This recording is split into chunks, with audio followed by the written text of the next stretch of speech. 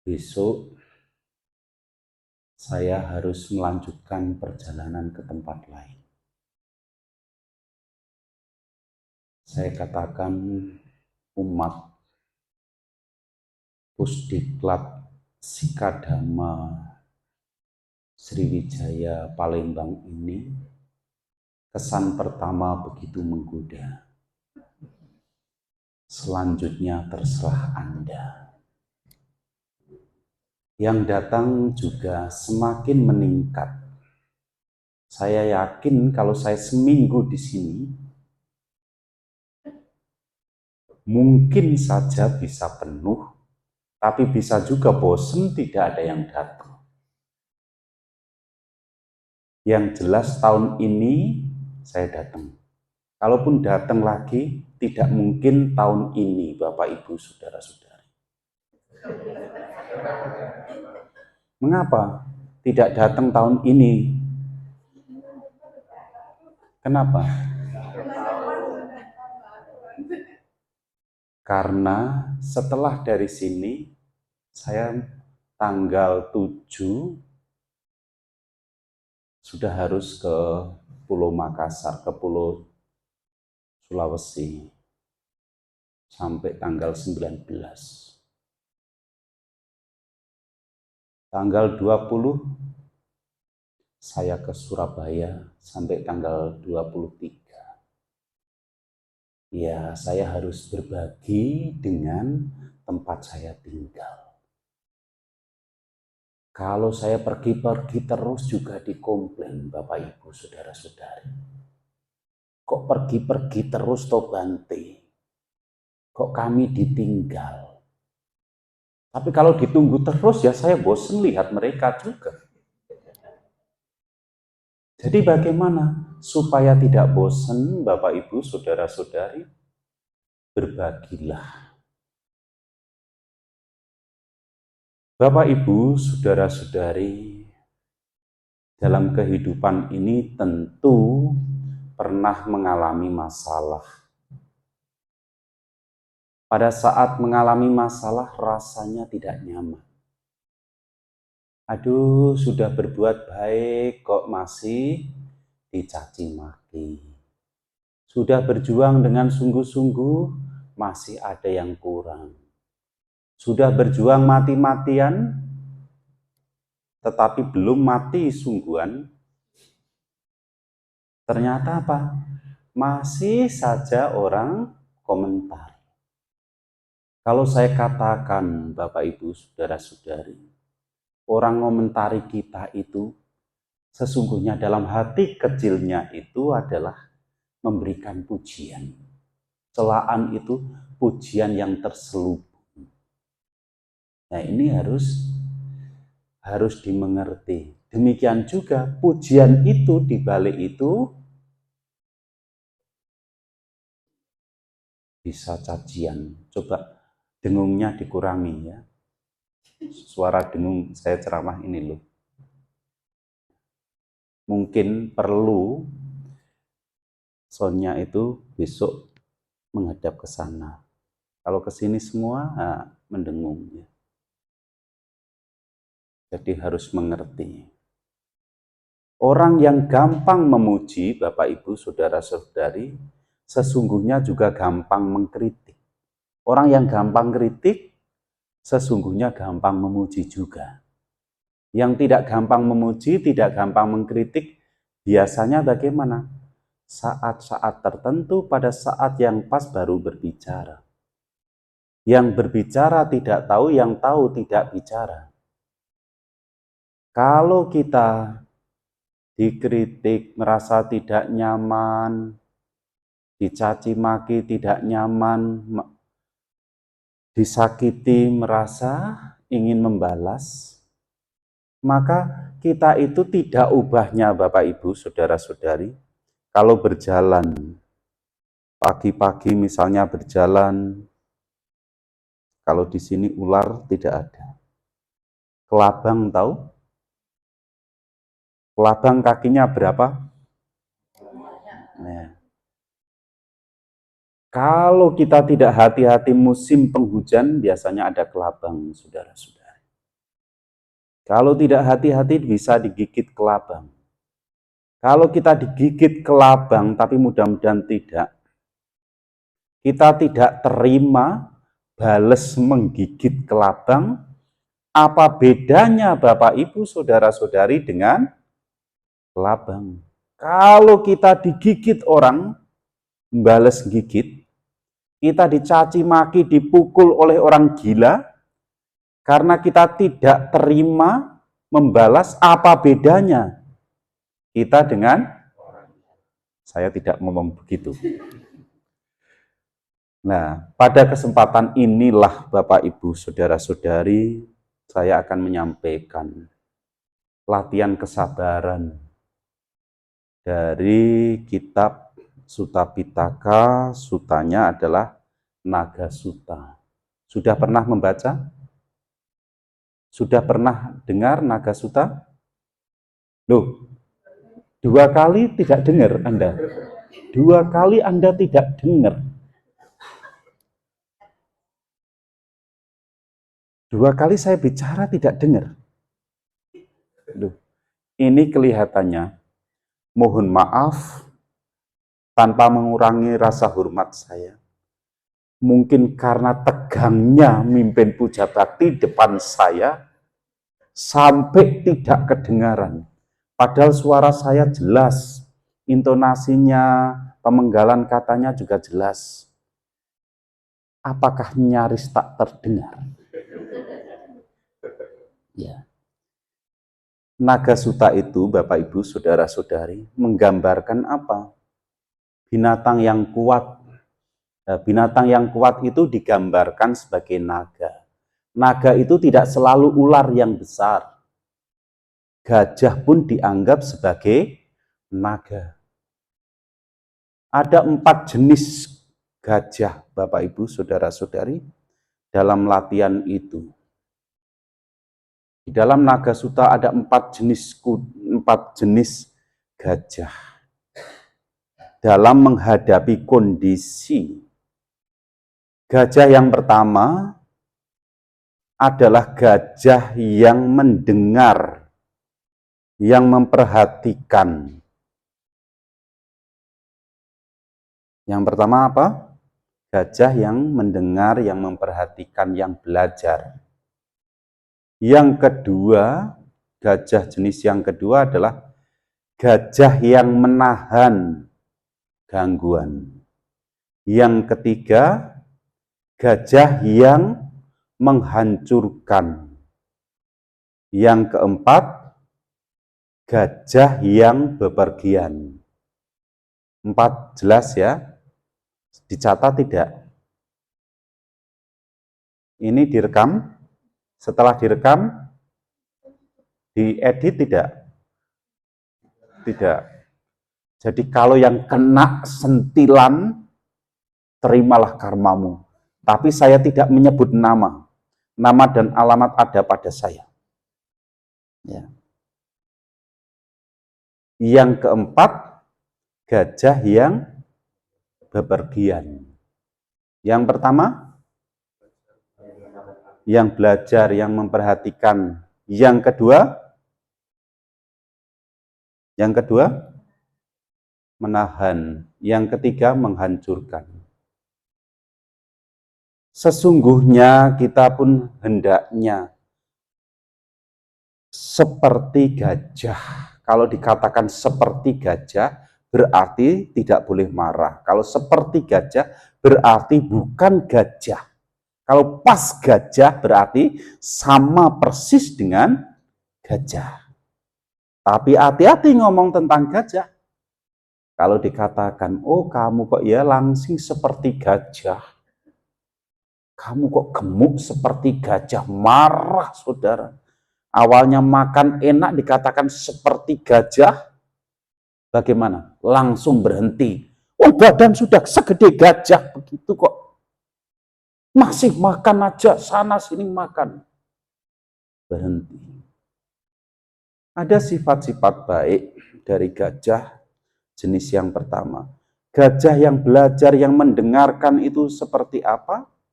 Apapun instruksi yang diberikan oleh pelatih, apapun instruksi yang disampaikan oleh pelatih, maka gajah ini mendengarkan dengan sungguh-sungguh.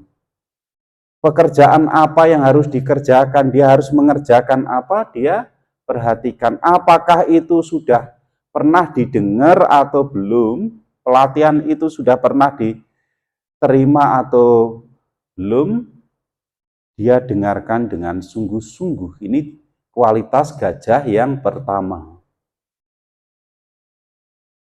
Kualitas gajah yang kedua, Bapak Ibu, Saudara-saudari, gajah yang menahan, gajah istana, gajah pilihan yang dibawa ke medan perang sebagai kendaraan perang. Zaman dulu belum ada tank, belum ada mobil. Adanya kalau tidak gajah ya kuda. Gajah yang menahan ini bagaimana?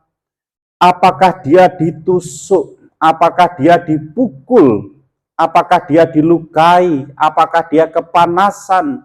Apakah dia menghadapi serangan dari pihak lain? Maka gajah yang menahan ini tidak lari dari medan perang. Karena apa? Karena dia sudah terlatih. Karena dia sudah biasa mendengar suara trompet, suara tambur, kepanasan, kurang minum, makan kurang, ditusuk dengan tombak, dipukuli dengan tongkat. Gajah yang menahan ini tidak mundur, menahan rasa sakit, menahan rasa tidak nyaman, menahan kehausan, menahan lapar, menahan sakit, dan lain sebagainya. Adakah gajah yang seperti itu, Bapak, Ibu, Saudara-saudari? Ada. Sang Buddha biasanya ceramah itu melihat kondisi. Oh, para biku sedang berkumpul. Ya, biku juga manusia, tidak hanya rocker yang manusia. Itu bagaimana? Biku juga ngerumpi, umat juga ngerumpi, masyarakat juga ngerumpi, bisik-bisik ngomong apa. Nanti Sang Buddha datang ke Dhammasala, ke Bhaktisala, ke tempat pertemuan. Biasanya Sang Buddha bagaimana? Bertanya begini, para biku, beliaunya sudah tahu, tapi untuk memastikan lebih pasti lagi, beliaunya menanyakan, para biku, apa yang sedang kau bicarakan, kalian bicarakan, yang kalian bahas sebelum Tathagata hadir. Nah, nanti para biku menyampaikan apa yang disampaikan ini, Bante, Sang Bagawa. Nanti Sang Buddha biasanya ceramah yang berhubungan dengan hal itu. Jadi Sang Buddha itu up to date, ya, bukan kudet, ya, bukan kuper juga. Jadi mengerti, oh ini perlunya khotbah inspirasi tentang hal ini. Gajah yang kedua tadi adalah yang menahan. Ya, tentu para biku pada saat itu berbicara tentang gajah yang ada di dalam medan perang seperti apa. Nah, terus dibahas oleh Sang Buddha. Gajah jenis yang ketiga, Bapak, Ibu, Saudara-saudari, gajah yang menghancurkan. Menghancurkan apa? Kalau di dalam medan perang, di tengah medan perang, menghancurkan musuh, baik itu pasukan berkuda, pasukan pemanah, kavaleri, pasukan tombak, dan lain sebagainya yang mengganggu dihancurkan. Rawe-rawe rantas, malang-malang putung. Apapun yang di depannya yang tidak sesuai, yang mengganggu, dihancurkan. Baik tidak, Bapak, Ibu, Saudara-saudari, gajah yang seperti itu? Oh, berharga sekali, sangat baik sekali dalam medan perang. Kalau dia mundur, ya tentu kalang kabut. Tentu akan ya kacau balau tidak karuan. Gajah yang keempat, Bapak, Ibu, Saudara-saudari, gajah yang bepergian. Pergi dari satu tempat ke tempat yang lain. Di sini mungkin kurang nyaman, pergi ke tempat lain. Tempat lain kurang nyaman, bepergian mencari tempat yang nyaman. Nah, sesungguhnya kita juga bisa mengambil hikmah dari naga suta itu, Bapak Ibu, saudara-saudari. Bagaimanakah manusia jenis yang pertama seperti gajah jenis yang pertama? Gajah pertama tadi belajar. Kita pun sesungguhnya sebagai umat Buddha, apakah yang senior maupun yang junior, yang terpelajar maupun yang belum belajar, kita harus belajar, Bapak Ibu, saudara-saudari, tidak puas dengan kemampuan kita. Tidak terlena juga oleh pujian. Tidak merasa tidak nyaman kalau dicaci maki. Kita harus belajar.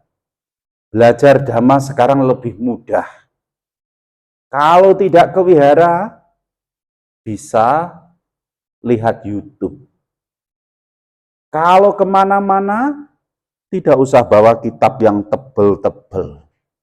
Kalau dulu saya jadi samanera, jadi biku awal, kemana-mana kalau diundang ceramah, saya bawa kitab tebel begitu, saudara-saudara. Sekarang bagaimana? Cukup bawa HP 1, ada internetnya, ada kuotanya, sinyal baik. Tanya apa saja, suta apa, pengalaman apa, berita apa, muncul semua. Tidak susah-susah. Itulah enaknya sekarang. Dulu saya pindah dari satu tempat ke tempat lain, begitu selesai pendidikan di Wihara Mendut, tugas ke Padepokan Dhammadippa, bawa buku 2 tas. Begitu pindah lagi ke Pulau Pedas, tahu Pulau Pedas? Lombok. Nah, Lombok kan pedas toh? Kok Lampung? Wah, ternyata ibu ini belum bisa baca pikiran saya. Ya, belajar lagi ya, Bu ya. Bawa buku. Dari sana tugas ke Ciapos, bawa lagi. Aduh, saya pikir-pikir, wah sengsara ini. Kapan kehidupan sengsara ini berakhir? Sekarang cukup bawa HP 1, sinyalnya bagus, internetnya bagus, ada kuota internet, gampang, saudara. Jadi, meringankan beban. Kita belajar seperti itu. Apa saja kita belajar. Semakin banyak yang kita pelajari, semakin kita mempunyai kemampuan, hidup kita semakin nyaman. Tapi bagi orang yang dungu mengatakan bagaimana? Oh Bante, semakin banyak yang dipelajari, semakin banyak yang dilupakan. Tidak ada yang dipelajari, tidak ada yang dilupakan. Nah, Bapak, Ibu, saudara-saudari, mau banyak belajar atau tidak usah belajar? Kalau tidak mau belajar, mohon maaf, itu seperti lembu atau sapi, tiap hari dikasih makan, dikasih tempat yang baik, dimandikan, setahun, 2 tahun, tambah gede, tambah gemuk, tapi tidak bijaksana. Nah, kalau kita belajar, tambah lama, tambah pandai, tambah bijaksana, ilmunya bertambah. Orang yang mempunyai pengetahuan, mempunyai keterampilan, menguasai ilmu pengetahuan dan teknologi, hidupnya nyaman. Mereka yang tidak mau belajar, ilmunya tidak seberapa, kerjaannya berat, gajinya sedikit. Nah, umat Buddha kalau tidak mau belajar bagaimana? Nanti kalah dengan umat agama lain. Ada pastor di tempat lain, di Muntilan sana. S3-nya itu di Fokwansang. Belajar. Kita bagaimana? Tidak sampai belajar bahasa Arab yang bagaimana, tidak sampai kuliah di apa? ya Universitas Kristen untuk ngambil teologika. Termasuk umat Buddha itu kalau diajak meditasi, sok pinter, susah banget. 2 hari saja masih nawar toh ya. Boleh enggak ikut separuh? Boleh enggak ikut separuh? Bulan depan kalau ikut separuh meditasi bagaimana? Tidak full. Itu kan orang-orang enggak mau belajar, alasannya sibuk. Tapi menceti HP, lihat YouTube, bagaimana? Seharian cukup. Wah, kurang Bante. Kalau diajak meditasi, acara meditasi yang banyak itu ya, di retret meditasi itu. Malah sahabat-sahabat kita yang lintas iman. Saya pikir-pikir ini mungkin saja umat Buddha itu sudah pandai-pandai meditasi, sudah bisa baca pikirannya yang lain. Sudah mencapai jana-jana, mencapai nyana-nyana, sampai baca pikirannya Bante, Pulau Pedas malah yang diucapkan Lampung. Pulau Pedas apa? Nah, padahal Pulau Pedas itu Lombok. Lombok itu sesungguhnya dari kata lumbuk itu lurus. Tapi orang kita mengucapkannya Lombok, itu pedas. Harus belajar Bapak Ibu. Belajar dengan cara apa? Bisa dengan membaca, bisa dengan melihat, bisa juga dengan memperhatikan, bisa juga ya karena pengalaman. Kepada siapa kita belajar? Kepada guru-guru kita, kepada para Bante, Samanera, Tasilani, Romo, guru, dan lain semuanya. Karena masing-masing orang itu mempunyai talenta yang berbeda-beda. Saya bisanya ini, bahasa Jepangnya Isaku Iki. Isaku Iki, itu kan bahasa Jepang toh ya. Isaku Iki itu bahasa Jawa. Bahasa Indonesia, bisa saya seperti ini. Diterima syukur, tidak diterima kebangetan. Nah, itu yang pertama harus belajar. Kita itu belajar, oh para biku hendaknya seperti gajah yang belajar. Hendaknya para biku termasuk umat-umat juga belajar. Kalau ada kesempatan belajar, belajar. Apakah itu mimpin, apakah itu ceramah, apakah itu meditasi, ataupun keterampilan-keterampilan lain yang berguna, bermanfaat. Ini yang pertama. Kalau yang ada yang pertama berarti ada yang kedua. Yang kedua bagaimana? Seperti gajah yang menahan rasa sakit, menahan panas, menahan dingin, kita pun sebagai umat manusia juga harus menahan diri. Kalau dicaci maki tidak balas, mencaci maki. Dimarahi tidak balas, marahi. Kalau mengalami hal sulit makan, tidak mengeluh. Kebanyakan makan, tidak mengeluh juga. Kalau dulu Bapak Ibu, Saudara-saudari, tahun 70-an, tahun 60-an, sebelum tahun itu, rata-rata orang itu sakit, obatnya gampang.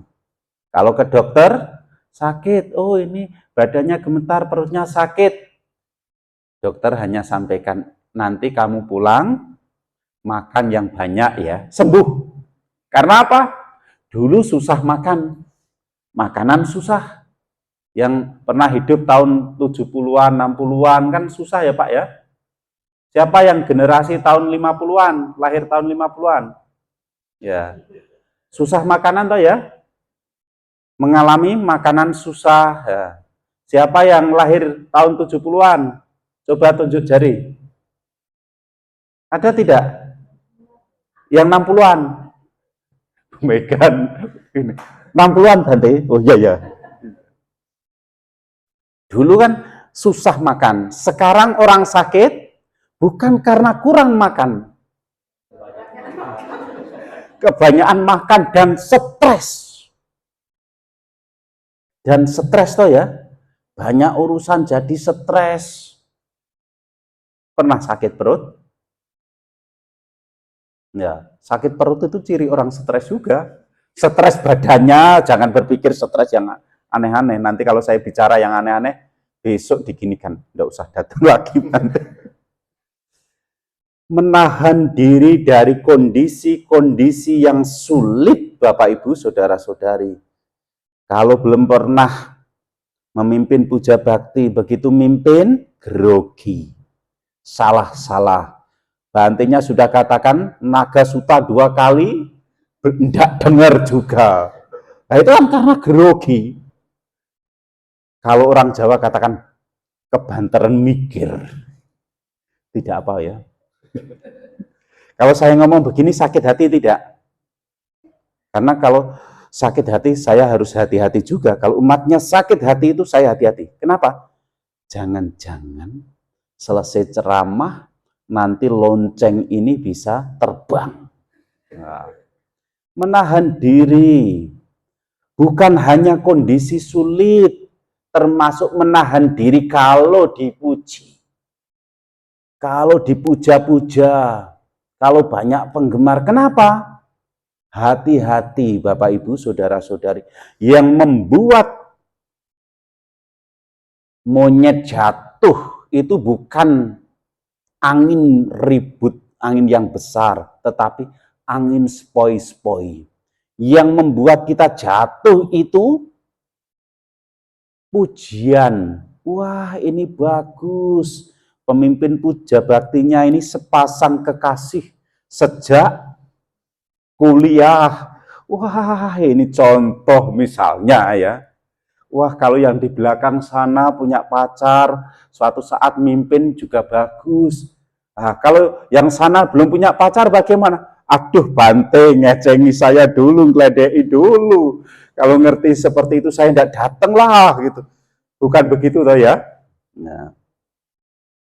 Oh bagus, suaranya baik, intonasinya baik, tata bahasanya juga baik. Nah, kalau tidak hati-hati menjadi apa? Oh saya Bante lulusan STAB. Tapi kalau sadar waspada, bagaimana? Oh ini pujian, harusnya saya lebih baik lagi, belajar lagi. Kalau mimpin, suatu saat mimpin lagi, bersedia? Kasih ceramah? Bersedia. Sebelahnya, nah, ingat ya, bumi jadi saksi, kamu berjanji di depanku. Ya, engkau yang berjanji, jangan pula engkau yang mengingkari. Engkau yang memulai janji, engkau yang harus tepati. Ingat janji adalah utang. Kalau tidak dibayar, ditagih. Kalau suatu saat saya datang lagi, Anda mimpin loh ya. Saya nanti yang kasih sila, mimpin meditasi, Messi yang ceramah bagus tidak? Baik tidak? Kalau baik, patut dilakukan tidak? Nah ya sudah, kamu sudah patut kan setuju toh? Nah, saya bicara seperti ini apa? Intermezzo, supaya tidak tegang, karena dari rumah banyak yang tegang. Saya kalau ceramah itu tidak serius begitu. Karena apa? Saya lihat banyak umat-umat itu stres.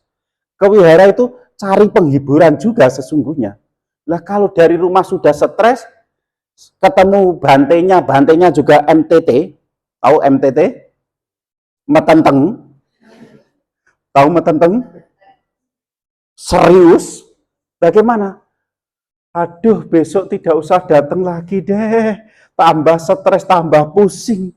Nah, kalau umatnya kadang-kadang diajak seperti ini ada intermezzonya, nanti yang diingat itu bukan ceramahnya. Yang diingat apanya? Oh, bantenya lucu. Lah memangnya bantenya itu pelawak gimana? Bukan. Salah satu yang diingat saya tahu persis, nanti kalau saya sudah balik, bantenya itu ya, kalau datang ngisi ceramah, mesti umatnya disuruh baris yang rapi dulu. Bantenya belum ngomong, hari kedua, duduk cepet depan, nanti kalau enggak, bantenya marah lu ya. Bantenya tidak marah, itu sudah diomongkan katanya mau marah kalau tidak duduk di depan. Benar ya? Benar ya? Iya. Ya tidak apa-apalah dikatakan marah, tidak apa-apa. Tadi pagi juga anak-anak remaja juga saya katakan, duduk yang rapi ya. Yang main HP tolong HP-nya dimatikan. Dengarkan ceramah dengan sungguh-sungguh. Akhirnya rapi. Nah ini saya juga lihat ada perubahan. Hari pertama harus ngomong-ngomong. Hari kedua bagus. Ketiga, itu artinya apa? Kemesraan itu janganlah ditinggalkan. Janganlah cepat berlalu. Kerapian ini ada saya, tidak ada saya, tolong seperti ini. Khusus depan sana itu Bu Megawati duduknya di situ. Benar ya Bu ya? Nanti yang mendengarkan ceramah ini setelah di-upload di Facebook pasti ketawa-ketawa. Bantinya kok ada saja gitu ya. Menahan diri dari kondisi sulit. Kalau banyak makanan bagaimana, kalau tidak ada makanan bagaimana, kalau dicaci maki bagaimana, dalam kondisi seperti ini bagaimana. Ya, kalau capek harus bagaimana itu kita harus mengerti. Sampean itu kalau foto sini Mas. Sini. Kalau mau motret yang bagus dekat. Nanti motret dari sini. Tukang foto mepet-mepet di sana bahaya itu. Ya permisi lah. Nah, saya beri kesempatan foto sampai hitungan kelima. Setelah itu Anda foto dari situ ke sana, mundur. Sudah, setelah itu nanti setelah selesai baru foto lagi.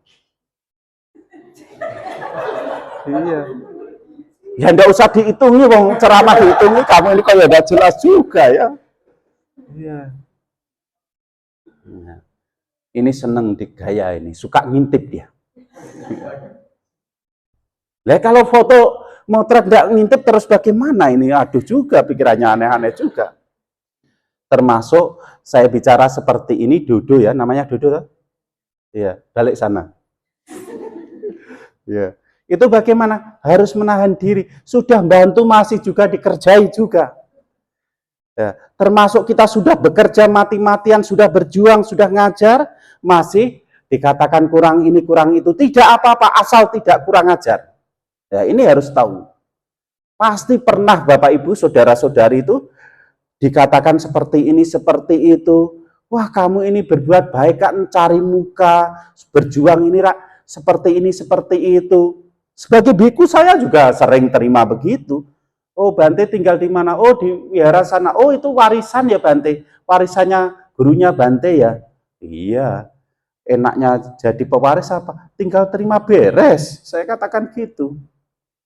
Oh, kok tidak sama dengan ini, dengan itu? Ya, itulah terimalah karmamu. Nah, kita harus menahan diri. Kalau tidak menahan diri bagaimana? Marah-marah, jengkel, dan lain sebagainya. Duduk kelamaan, ceramah kelamaan, kalau umatnya tidak menahan diri, bolak-balik akan keluar. Nanti pasti bikin ulah. Ulahnya bagaimana? Saya baca tidak usah tanya satu-satu. Kalau umat itu kelamaan mendengarkan ceramah, duduknya mesti bolak-balik ganti posisi. Benar tidak? Benar, itu berarti tidak tahan diri juga. Nanti meditasi kelamaan,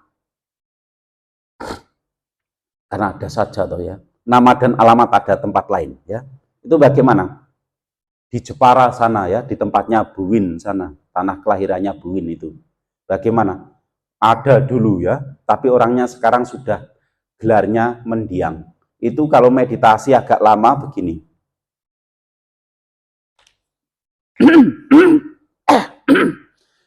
Ini yang mimpin kok nggak cepat-cepat selesai ini, tidur atau apa atau mimpin meditasinya. Kalau enggak gitu, kalau enggak gitu bagaimana? Temennya disenggol. Apa? Kalau enggak gitu nanti gini, lihat dia buka mata, sengaja lihat temennya. Nanti cerita selesai acara. Oh si A itu loh tadi meditasi begini-begini, dia sendiri tidak meditasi. Ya, itu ada yang begitu. Ada yang seperti itu. Nah kalau tidak tahan ya seperti itu. Termasuk kalau saya ceramah agak lama diterima tidak? Berapa lama? Berapa lama? 2 jam? Enak di kau sengsara daku, Pak. Nah, itu. Pestamu dukaku. Bapak tinggal senyum-senyum aja, ketawa-ketawa. Lah saya harus mikir loh ini. Sudah berapa jam saya ceramah?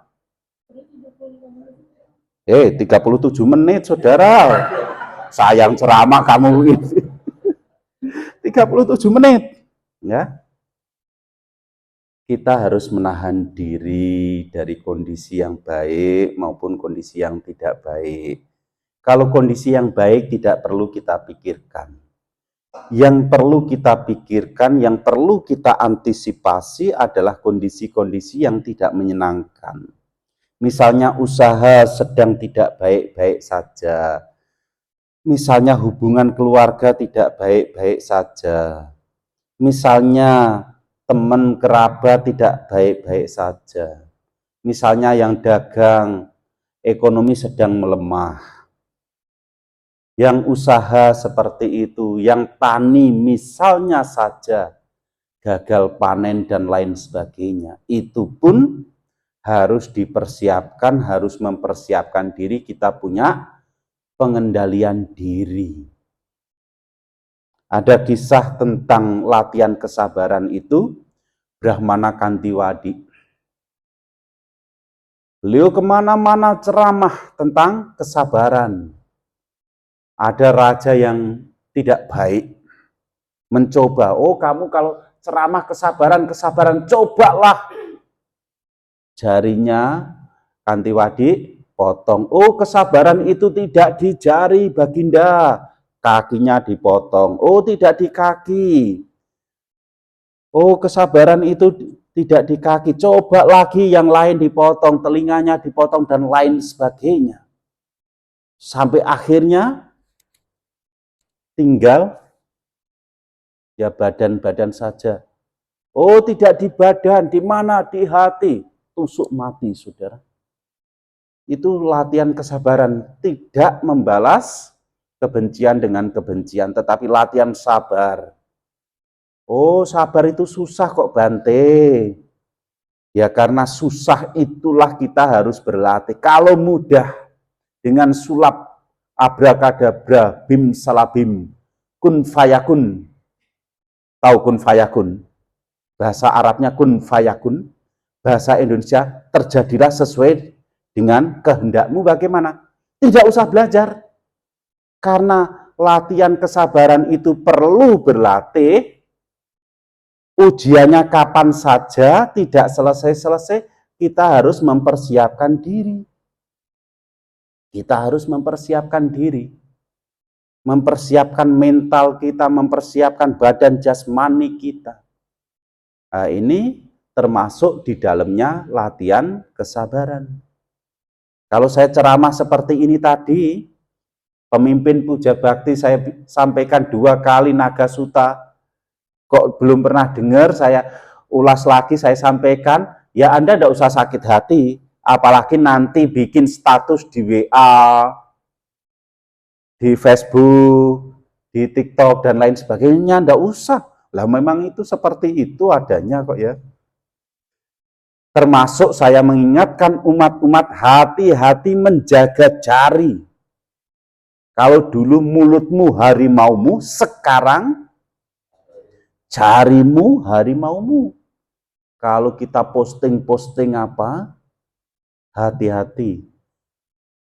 Disaring dulu Bapak Ibu, Saudara-saudari. Kira-kira berbahaya atau tidak?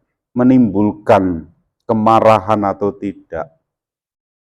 Walaupun benar, tetapi kalau tidak tepat waktu, jangan dilakukan. Hati-hati. Termasuk di dalamnya menyikapi berita-berita yang tidak jelas kebenarannya. Yang ketiga, Bapak Ibu, Saudara-saudari, seperti gajah yang menahan, yang ketiga bukan menahan, tetapi yang menghancurkan. Sesungguhnya kita pun harus menghancurkan, bukan menghancurkan yang lain, bukan menghancurkan tetangga, bukan menghancurkan musuh, teman-teman kita, saudara kita, keluarga kita, tetapi yang kita hancurkan itu apa? Ego kita. Pengen yang tidak sesuai dengan kemampuan kita. Pengen lebih daripada yang lain. Keserakahan, kebencian, kebodohan batin. Kalau lihat makanan enak, muncul apa?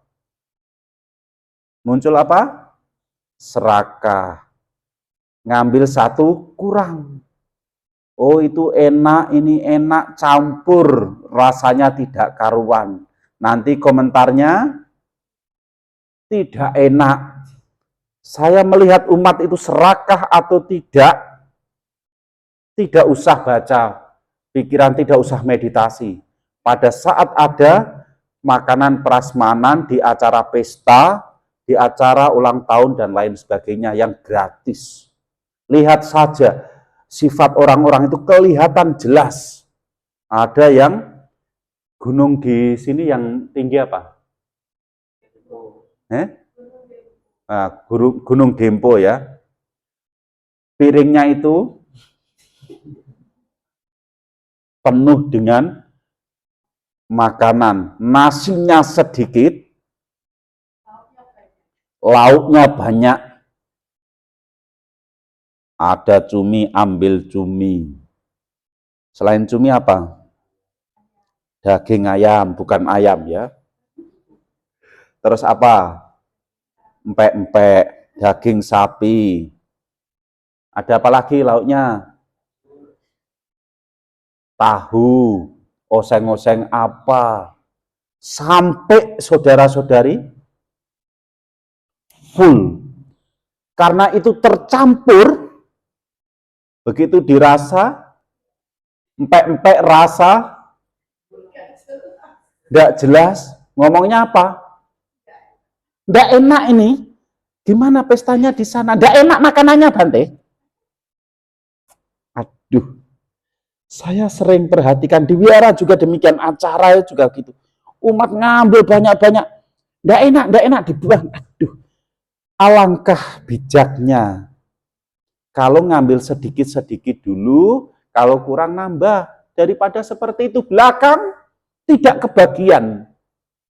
Ada toh yang seperti itu? Tempat lain bukan begitu, Bu. Wah, kalau kondangan, tapi bukan di sini, itu kaum perempuan bawa tas 2.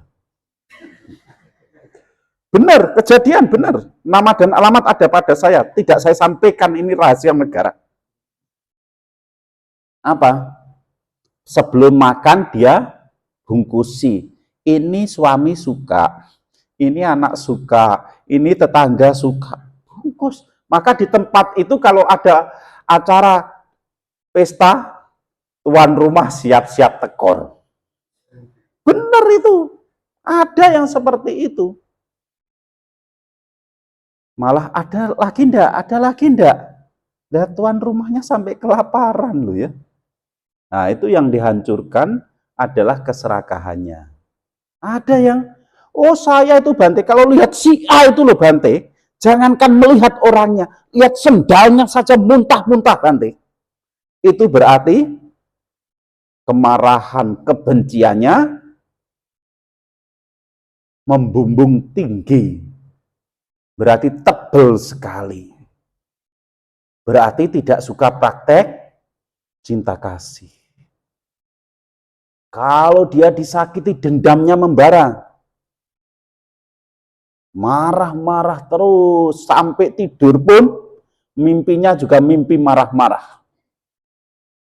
Nah, ini harus dimengerti. Kemarahan, kejengkelan, keserakan menghancurkan kita, Bapak Ibu, saudara-saudari. Termasuk di dalamnya apa yang perlu dihancurkan? Kemalasan. Kalau hujan ngomongnya apa? Hujan Bante, saya tidak ke wihara. Kalau panas-panas Bante. Kalau pagi-pagi. sore-sore. Saya kalau di tempat saya di Lasem sana, kadang-kadang berjalan ya ke tempat umat itu saya jalan kaki, tidak minta diantar pakai sepeda motor atau pakai mobil. Itu umat-umat ya, tetangga-tetangga kita, sahabat-sahabat beda keyakinan ngomongnya apa? Bante kok jalan saja. Oh iya, saya jawabnya bagaimana? Iya Pak, saya jalan saja karena kalau lari nanti kalau keserimpet malah jatuh. Kok pagi Bante? Iya, kalau siang-siang panas.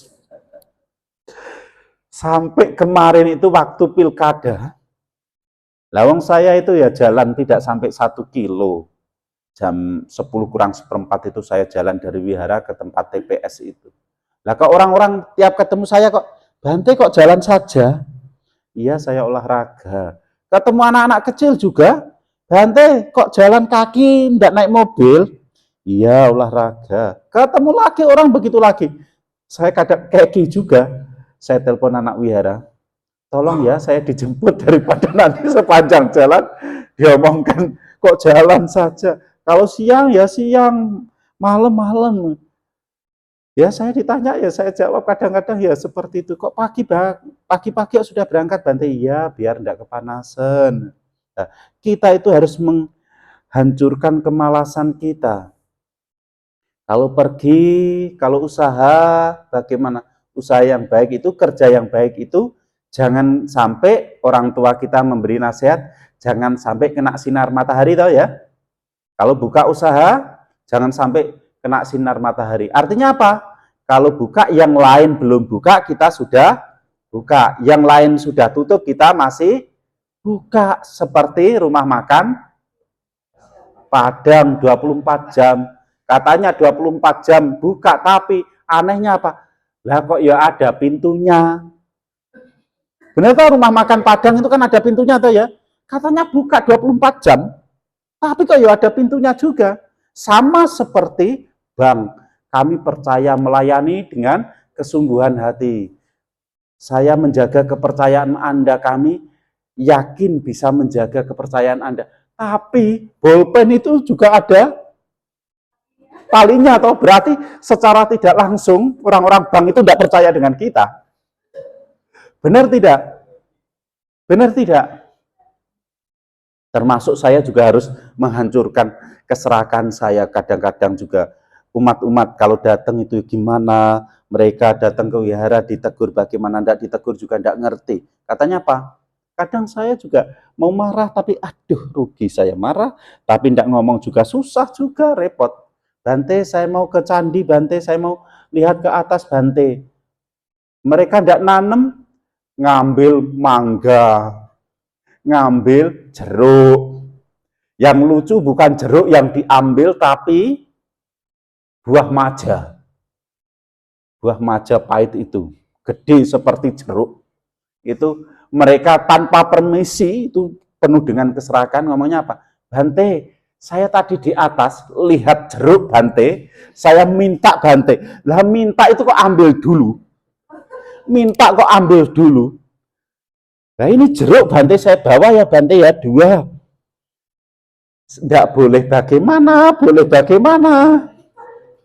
Ternyata apa? Saya katakan, itu kan bukan jeruk. Oh jeruk Bante ini. Oh iya jeruk. Majapahit. Ada juga yang bukan Majapahit. Tapi apa? Itu loh bunga flamboyan.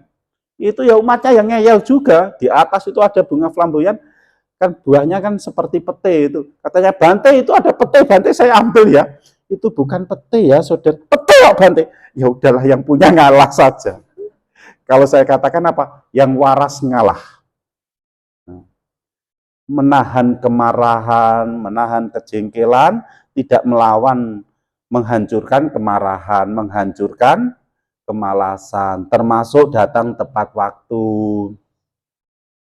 termasuk taat pada aturan. Itu kan menghancurkan yang tidak baik, termasuk menghancurkan apa? Menghancurkan kekikiran. Sekarang saya sadar, saya waspada, bagaimana kalau ada orang ngambil mangga atau pete atau buah-buahan yang ada di wihara, saya katakan, Kalau saya masih ngerti, itu saya ada pemikiran begini, oh nanam saya pohon buah-buahan di wihara belum banyak. Kenapa? Orang ngambil saya masih ngerti. Saya juga berpikir mengembangkan kebaikan bagaimana? Ya daripada ngirim mereka datang sendiri, ngambil sendiri ya syukurlah. Kalau ngirim kan perlu biaya. Tahun kemarin orang Jakarta itu protes ke saya. Waktu ada acara Katina. Sanghadana masa Katina di Lasem itu.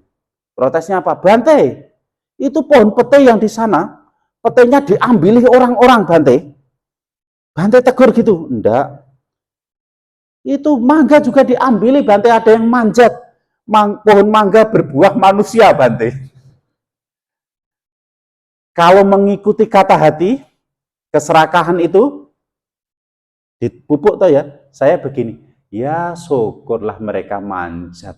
Berarti saya tidak usah ngambilkan. Itu kita harus menghilangkan, menghancurkan keserakahan, kebencian, kebodohan batin, kemalasan, hal-hal buruk yang ada di dalam kehidupan kita, termasuk ucapan-ucapan yang tidak sesuai, kemarahan yang tidak sesuai, tidak usah dilakukan. Sudah berapa? Sudah berapa? 3. Masih kurang berapa? Masih tahan? Berapa lama lagi? Ini 53 menit ya. 53 menit saya bicara. Masih tahan ya? Tidak bosan? Atau sudah bosan? Atau membosankan? Ya. Kita harus mengerti Bapak Ibu, saudara-saudari, menghancurkan yang tidak baik di dalam kehidupan kita. Yang tidak baik dalam kehidupan kita itu banyak sekali, sangat banyak. Kekikiran tidak baik, tapi seringkali kita juga kikir terhadap rumah tangga, terhadap keluarga, termasuk mempunyai pengetahuan, ditanya tidak mau menjawab, tidak mau ngajari yang lain, termasuk kemasuran, termasuk takut disaingi, itu juga harus kita mengerti, harus pahami, harus dihancurkan. Kita harus paham, termasuk ketakutan tidak punya apa-apa. Sehingga apa? Menjadi serakah, menjadi merasa tidak puas, kurang. Kalau kita berpikirnya kurang, maka tidak akan lebih. Punya banyak pun merasa kurang, apalagi tidak punya apa-apa. Nah ini kita harus mengerti, harus paham.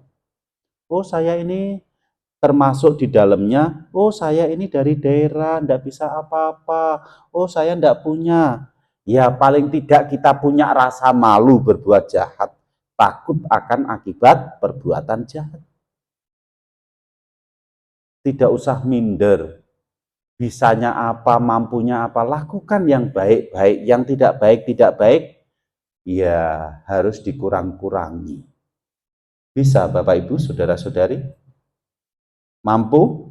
Mampu. Kalau tidak mampu jadi belakangnya S. Mampu. Nah, itu harus ngerti ya.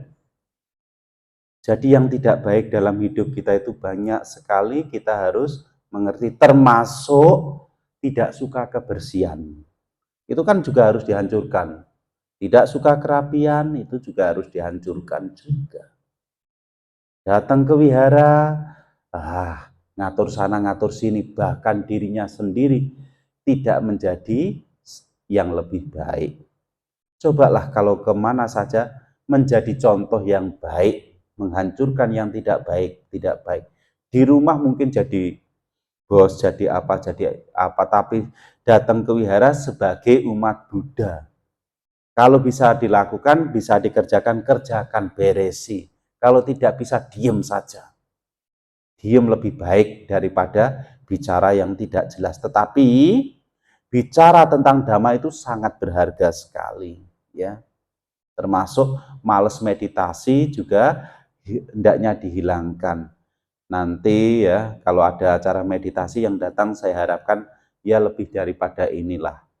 Ya ini yang datang kurang lebih 31, 32-an. Ya.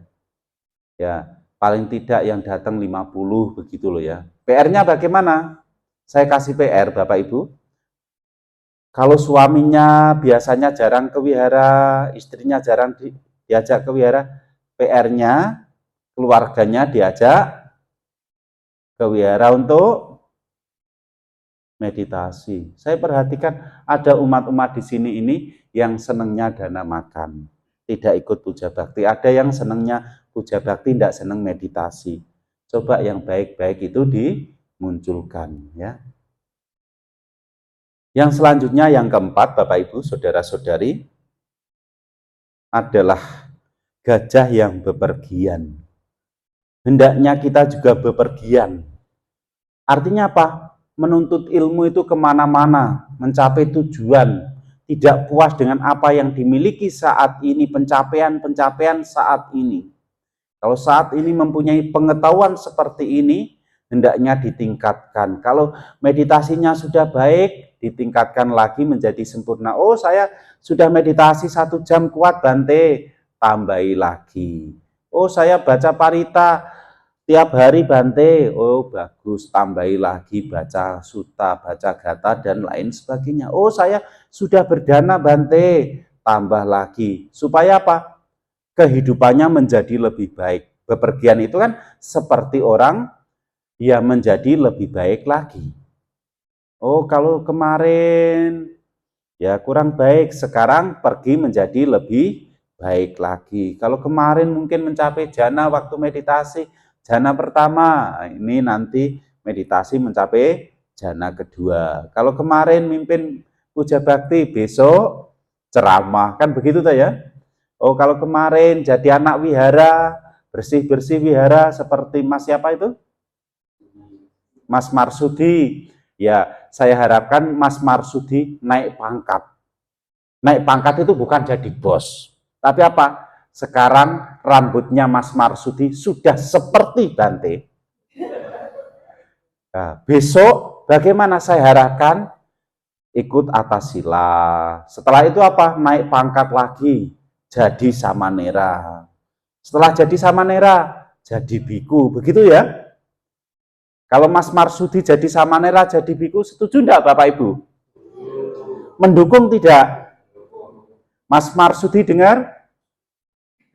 Apa? Apa Mas? Wah, ini tidak jelas kamu. Jadi samanera, jadi biku. Saya memberi contoh, saya sendiri itu dulu anak asuh.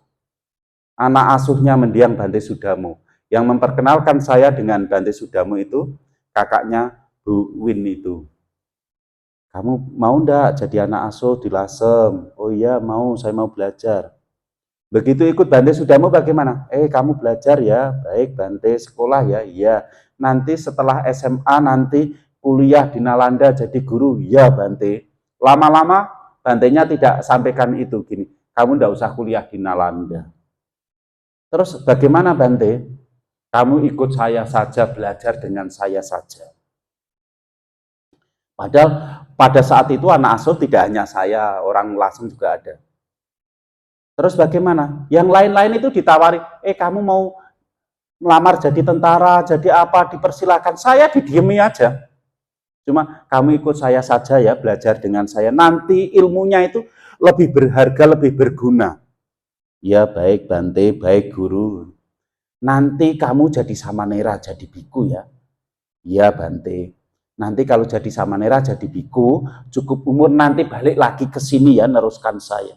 Nah itu saya lakukan. Nah saya pikir Mas Marsudi itu sering mendengarkan ceramah, tinggal di wihara, kalau bisa seperti saya, kan baik juga toh. Walaupun Mas Marsudi sekarang ini jadi karyawan sini, jadi karyanya sini, kalau suatu saat jadi, loh kok malah keluar Mas? Oh jangan keluar, wong diceramai malah keluar ya. Mas, mau keluar mau ada acara apa? Nanti aja, cobanya dijemur nanti, ya. Itu bagaimana? Diterima toh ya? Bante Marsudi, wah gagah, keren. Tidak dianggap anak wihara saja, tapi jadi bosnya wihara. Kan begitu toh ya? Umat pasti bakti kok. Apalagi sudah kenal dengan umat-umat sini, gampang itu. Ya, setuju ya? Mau ya Mas ya? Siap? Siap? Oh iya, mudah-mudahan ya. Nah itu. Artinya ya, saya itu juga ini memberi motivasi kalau ke satu daerah itu ya, kalau ada yang mau jadi samanera, jadi biku, saya juga senang. Saya tidak menganggap biku-biku muda, biku-biku yang di bawah saya itu sebagai saingan. Tetapi apa? Sebagai adik, kalau yang di bawah-bawah saya itu banyak, yang pandai-pandai, tugas saya ringan.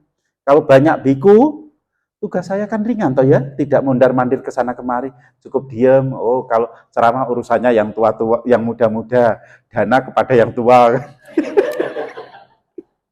Kan enak-enak saja toh saudara-saudara. Itu cuma bercanda ya. Artinya apa? Kita juga mengerti bepergian. Bepergian dalam hal ini tentu berubah menjadi lebih baik lagi. Nah, semua orang bisa berubah kalau mau berubah. Masalahnya banyak yang tidak mau berubah, sehingga ya hanya begitu-begitu saja. Dulu ya begitu, sekarang ya begini, besok ya begitu-begitu saja. Sehingga tidak maju untuk menjadi lebih baik. Kalau kita ingin maju, ingin berkembang, memulai dari diri kita sendiri. Nah, dari Pusdiklat Sikadama Sriwijaya ini saya harapkan ada yang tertarik jadi samanera, jadi biku. Kapan lagi begitu? Ada yang belum nikah? Ada yang belum nikah? Yang laki-laki? Coba. 1, 2. Marsudi udah nikah belum? 1, 2. Hanya 2? Saya tidak berani nyuruh ini. Kalau saya suruh jadi samanera, jadi biku, sebelahnya nanti menangis darah ya. Mau ya? Sadar enggak? Mau enggak?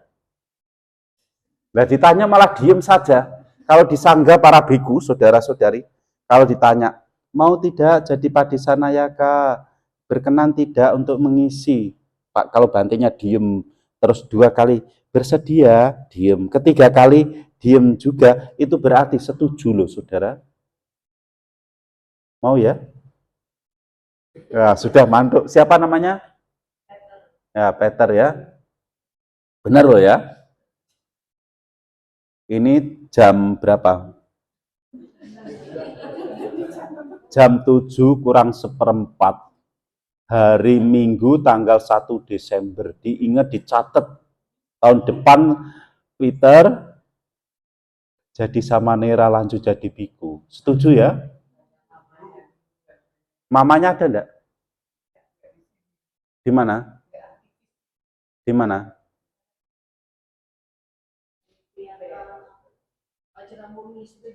Ya, bilang aja Bante Pia yang kasih tahu gitu. Saya mau jadi orang baik. Saya dulu izin untuk jadi biku, jadi samanera. Itu bagaimana?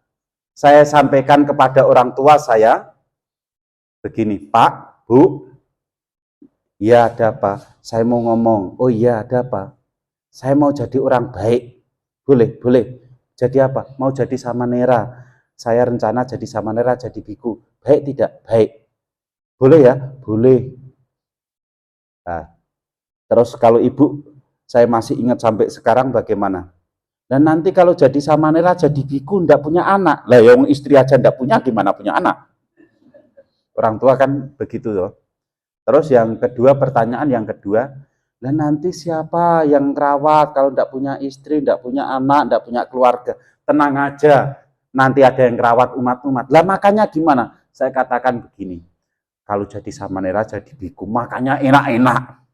Oh, orang tua setuju. Nah, Peter ngomong seperti itu aja. Ya, tidak akan kekurangan, makanya lebih banyak makanan, lebih banyak daripada jadi perumah tangga. Kalau tidak percaya, siang tadi Makanan dimakan berapa orang tadi? 20 ada? 30 ada? Berlebihan tak ya? Coba kalau enggak jadi biku, enggak ada makanan segitu ya. Nah itu. Jangan diceritakan yang sengsara-sengsaranya. Ceritakan yang enak-enak. Saya juga untuk promosi kepada umat-umat itu kalau jadi biku enak, badan saya jangan kurus-kurus. Kalau saya katakan, oh jadi biku itu nyaman, enak, walaupun hanya makan nasi dengan garam, dengan ini apa, kelapa diparut, itu bagaimana? Saya tidak katakan begitu dengan keluarga. Oh saya jadi biku enak. Lah buktinya enak apa Bante? Itu badannya Bante waktu jadi umat awam bagaimana? Sekarang bagaimana? Oh iya Bante, gemuk ya Bante. Lah itu untuk promosi. Kalau saya katakan jadi biku enak tapi badan saya kurus kering kerontang bagaimana?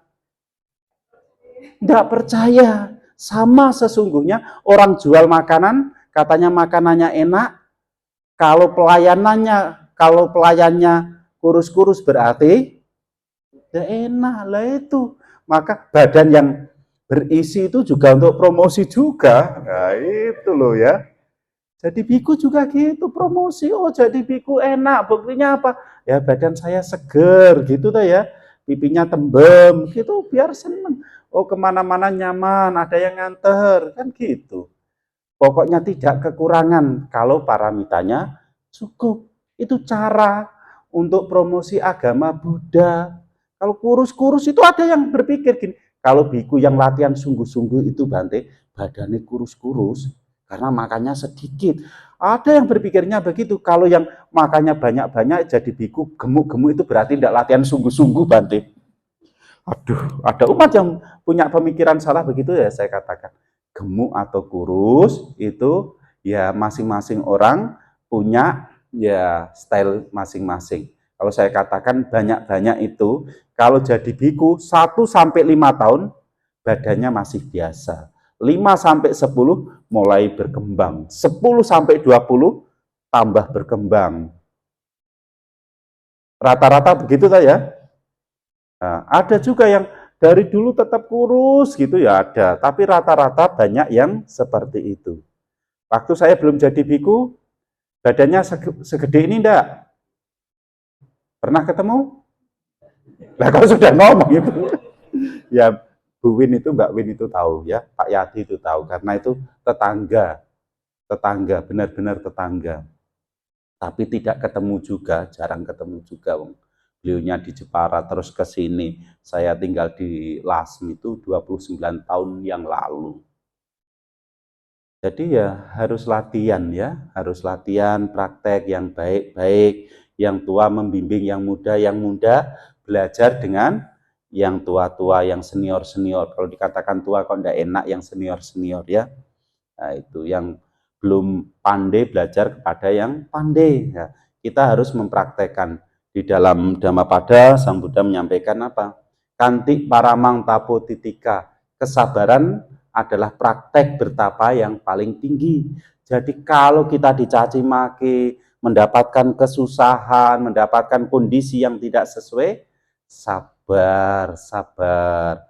Kantik paramang tapo titika.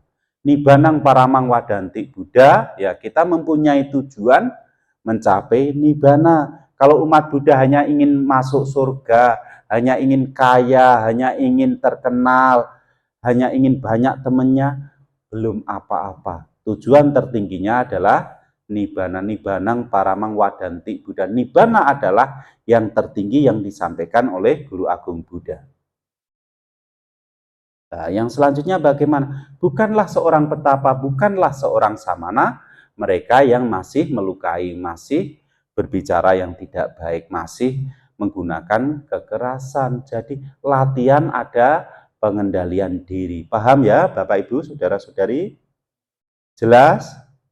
Cukup? Cukup? Nah, saya ngomong cukup sampai 2 kali. Cukup? Ya, sudah 1 jam 11 menit. Nah, itu cukuplah. Kalau kebanyakan juga capek juga toh ya. Kalau kurang nanti ditambah lain waktu. Ya, begitu ya Bapak Ibu, Saudara-saudari. tak ada gading yang tak retak. Demikian pula dalam penyampaian saya, tentu banyak kekurangan, kekhilafan, itu karena kekurangan saya, ketidakmampuan saya. Yang baik-baik, yang sempurna itu miliknya Sang Buddha. Saya masih belajar, jadi harap maklum adanya. Ya, kalau ada sumur di ladang boleh menumpang mandi. Kalau ada umur panjang boleh berjumpa lagi. Bukan perpisahan yang saya tangisi, tetapi mengapa ada pertemuan yang terjadi. Pertemuan adalah awal dari ya perpisahan. Maka ya cukup sampai di sini saya harus ceramah. Akhirnya yang ditunggu-tunggu, yang dinanti-nanti oleh Bapak Ibu, saudara-saudari, ungkapan kebahagiaan. Ungkapan kebahagiaannya apa? Sabe sata bawantu sukitata.